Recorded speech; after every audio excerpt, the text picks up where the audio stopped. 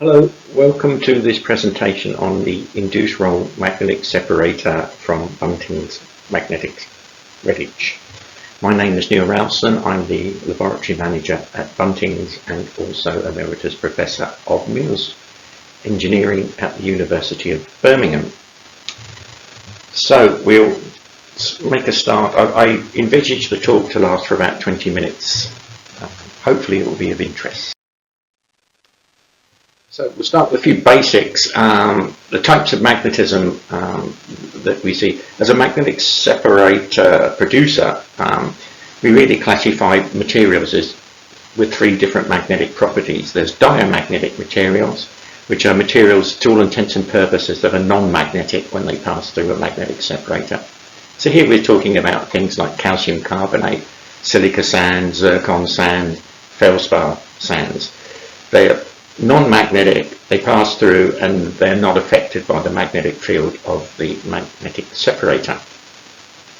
There are ferromagnetic materials. These are highly magnetic materials that can be pulled out at very low field strengths. Typically these will be things like fine grinding iron from mineral processing plants, from the ball mills or the jaw crushers. There'll be fine iron, manganese iron normally, and also some minerals are ferromagnetic as well, things like magnetite Fe3O4, which can be pulled out from a stream of magnetic material at about 400 Gauss. So these are ferromagnetic materials. The majority of metalliferous materials that we see are paramagnetic in nature, which means that they have a positive magnetic susceptibility and will move towards concentrations of lines of magnetic flux in a magnetic separator. Each mineral has a sort of a magnetic susceptibility that's almost a fingerprint for that particular material. And by knowing what's in the material in the first place by XRF analysis, XRD analysis, we can work out a magnetic field strength that should pull that mineral out of that separator. So we can separate paramagnetic minerals like hematite and ilmenite from non-magnetic minerals like silica sand. We can also, by adjusting the magnetic field strength, separate one paramagnetic mineral from another one. For example, something like ilmenite can be separated from biotite mica by selecting the correct magnetic field intensity to split the two in the separator. So let's look at how we generate this magnetic field and magnetic force within a magnetic separator.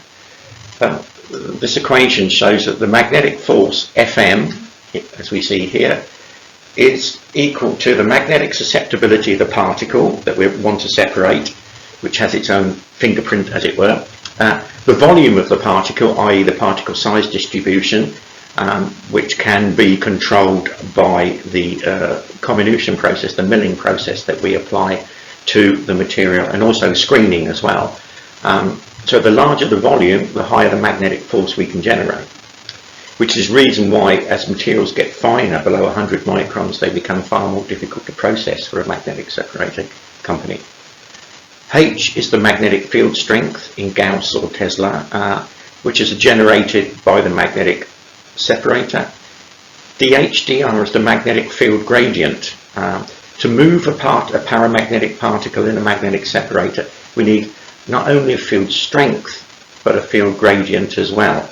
And as you can see, if we don't have a field gradient and dH/dr is equal to 0, then we have no magnetic force and the particle won't move. So if you look at these parameters for the magnetic force, K and V are particle derived factors. So K is the magnetic susceptibility of the particle, which is given to us by geology, but also by processing history as well. In some processing routes, mineral processors will actually heat material up to 600 to 1000 degrees centigrade to alter the structure of it and to make it more magnetic, and that's used in the processing of some tin ores and wolframite ores, particularly of a certain type. V is the volume, which we can control by our mineral processing that we apply to it, our crushing, our grinding, and our size separation. dH dr and h are machine variables, which we can see here, which are controlled by the magnetic separating company.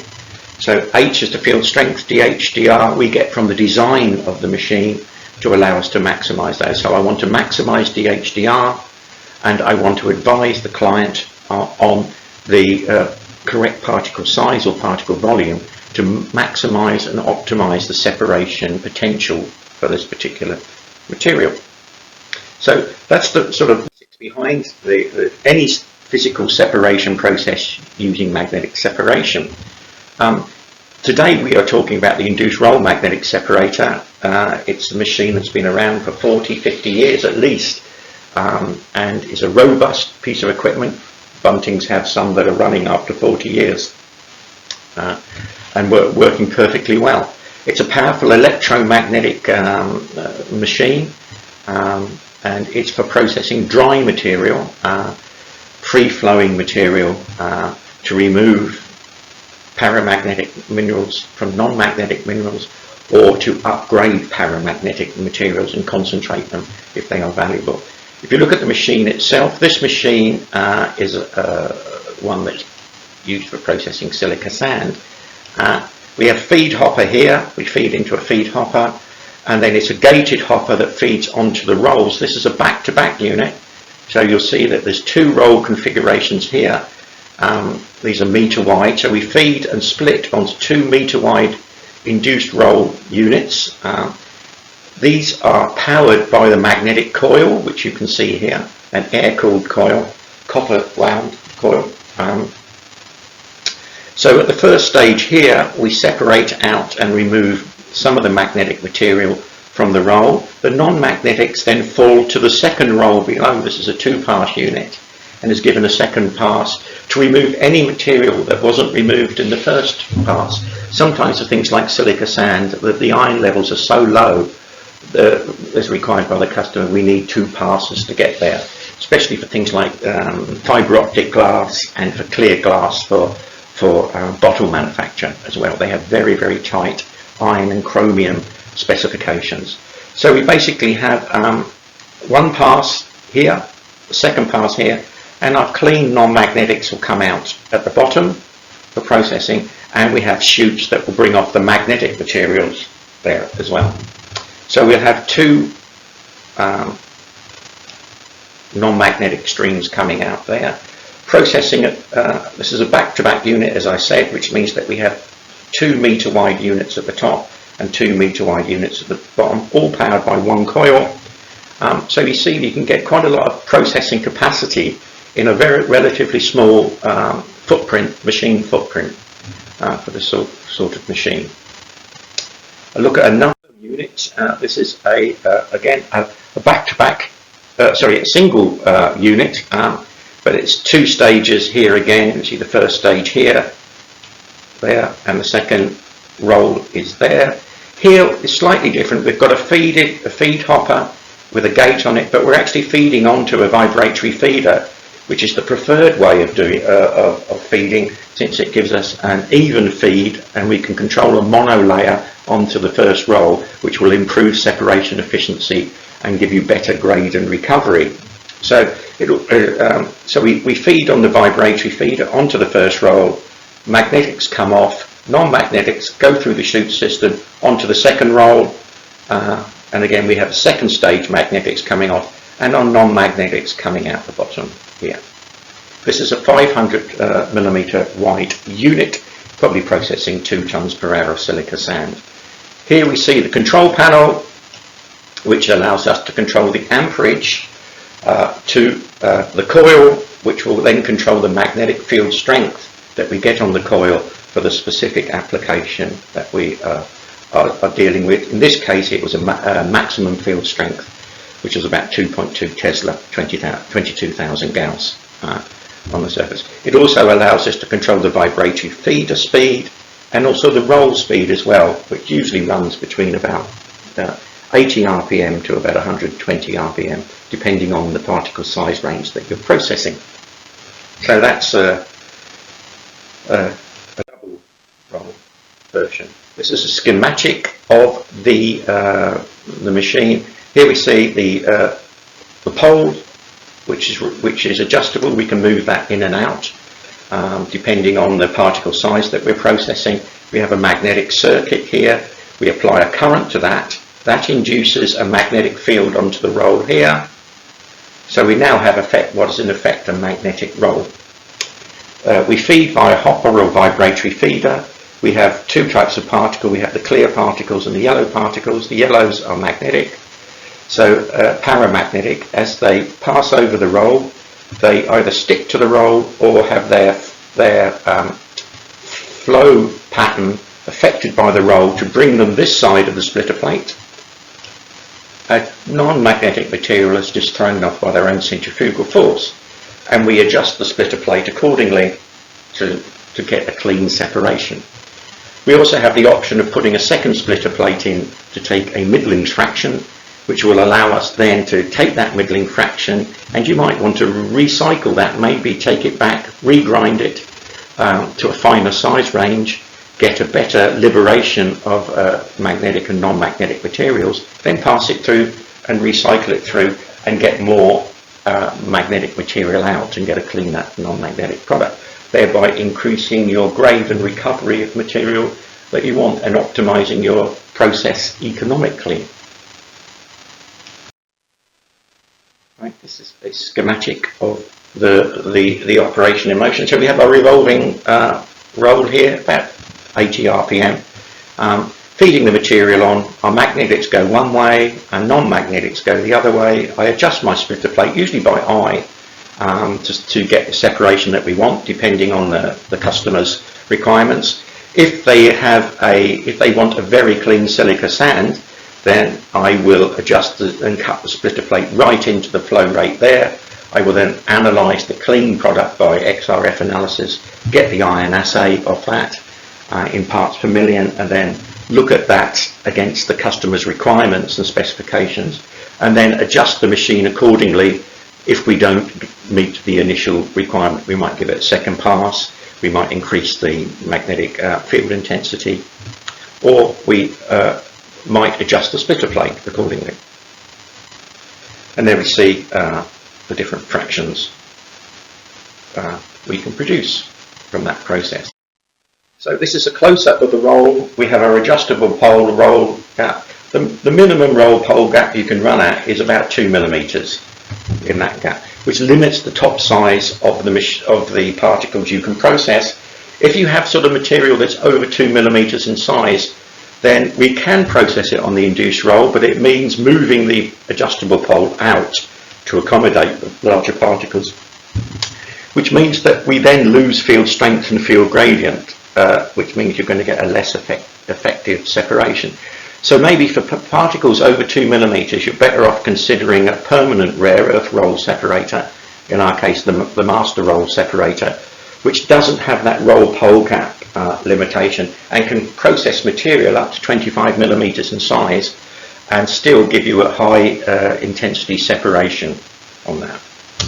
So the material passes over here. Our darker particles are our non-magnetics in this case. They're thrown off by their centrifugal force, and our particles here, our magnetic particles, are affected by the magnetic field and come off this side of the splitter plate. We have our brush here. The brush can be fibre or nylon, or it can be phosphor bronze depending on the customer's requirements. We adjust the field strength in the gap by controlling the amperage to the coils, which will generate and induce the magnetic field. We talked earlier about field gradient. How do we generate a field gradient in this separator? We do that by having a castellated roll structure where we have discs of stainless steel of different diameter. So we're creating this castellated surface here. That means that we are creating areas of high field gradient on the edges of these castellations close to the adjustable pole, which means our field gradient is concentrating in that area like that, which means our particle, our magnetic particle, our red particle, is going to attach itself there and stick on the roll and be forced round with the roll and deposited in the chute itself. So it's actually the castellations that create the field gradient, and as I said before, we need field gradient as well as field strength to separate a particle and move a particle and make it separate in the machine. And it's that field gradient achieved by the castellations on the surface. There are other ways of doing it. You can use magnetic and non-magnetic spacers in that, but this is the preferred Bunting's magnetics method of doing it, and time has shown that it's worked well over a long period of time. So if you look at the relationship between working gap and current and magnetic field strength, to illustrate the point I was making earlier, if we have a larger particle and we operate at a gap of 10 millimeters, you can see that our magnetic field strength is only 60% of what it could be.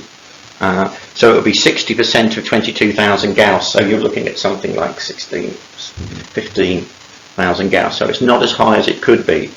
If I process material below 2 millimeters, I can move my gap into 2 millimeters, which gives me 100% Tesla availability, which will give me my maximum field strength in the gap of 22,000 Gauss or 2.2 Tesla. And that really is the strongest field strength you can get for a dry processing magnetic separator. It is the one that will give you the highest efficiency on a silica sand if you want to process dry. So range of magnetic field strengths required for different separations. I said every mineral has its own magnetic susceptibility footprint, and this is an illustration of that. So take, for example, if I had a silica sand that had some biotite mica as a impurity within it, that's going to contain iron and manganese, which are magnetic in nature, which means that it's weakly paramagnetic. I don't want it in my silica sand because it's going to devalue it, it's going to increase the iron content and reduce its saleable price per ton. So if I set my induced roll separator at 1.8 Tesla, then I will remove the mica, the biotite mica, from the sand at that setting. Likewise, if I had a beach sand, for example, that contained garnet, and I wanted to separate out the garnet from, say, a South African beach sand, if I set my field strength to about 1.2 Tesla here, I will take out a garnet concentrate from my beach sand. The garnet can be used as an abrasive material for shot firing, and because it has a magnetic susceptibility associated with it, I can get a concentrate of that. If I have a beach sand that contains ilmenite, ilmenite is iron titanate, it has a very high magnetic susceptibility.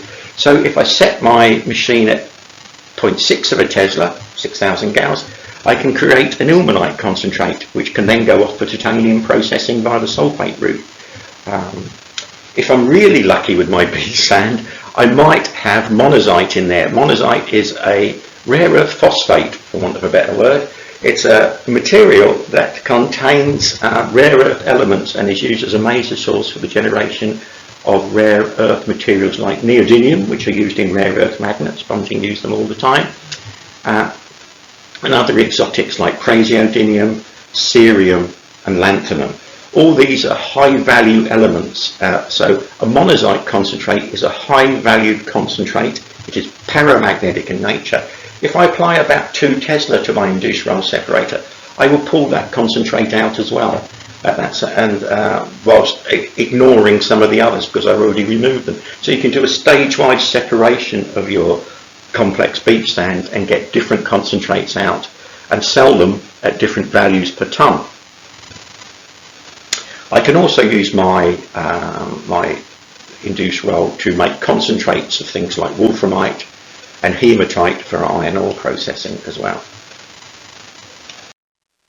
So let's have some key facts about the induced roll.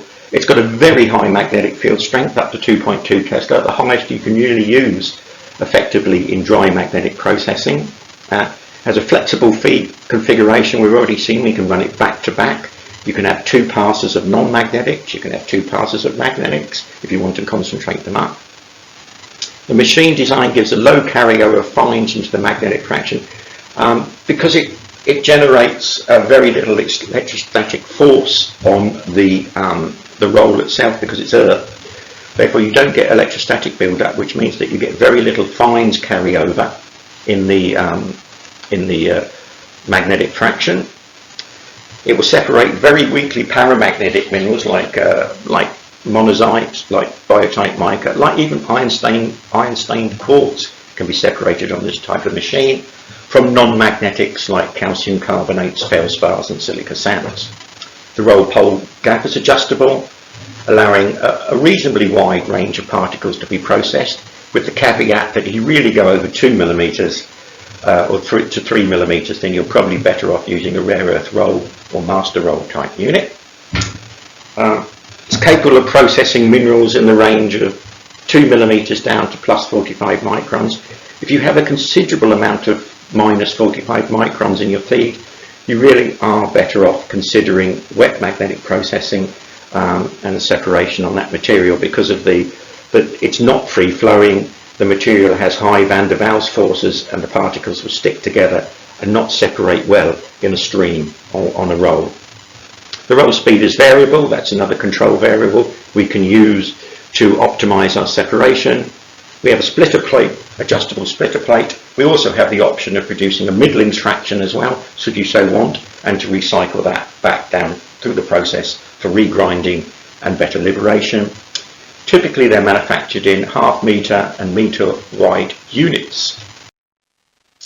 Typical process capacities for industrial units, based on the mineral type, particle size and density, or specific gravity if you like. So something with a light specific gravity like an SG of 2.7, we'll probably get about 3 tons per hour per meter width across a meter wide unit. Something that's denser, like with a density of about 5, like ilmenite or chromite, you'll get up to 6 tons per hour. So they're quite high capacity units. So a back-to-back unit of 1 meter width induced roll can do up to 12 tons per hour chromite sand for concentration. So that's a considerable capacity in a small footprint. So just to summarise, induced roll separators have been around a long time. They'll give you very high field strength. They're very robust in nature. We've had these units running for 40 years with just routine maintenance on bearings and things like that. Air-cooled coil, small footprint, and will give you very high quality magnetic separation on fine, free-flowing powders material. So that really concludes the talk. Thank you very much for listening, and I hope you found it of interest. If you go to our website, we've also got videos of the machines being used and me explaining how they used in the video in the lab, which may be of interest to you.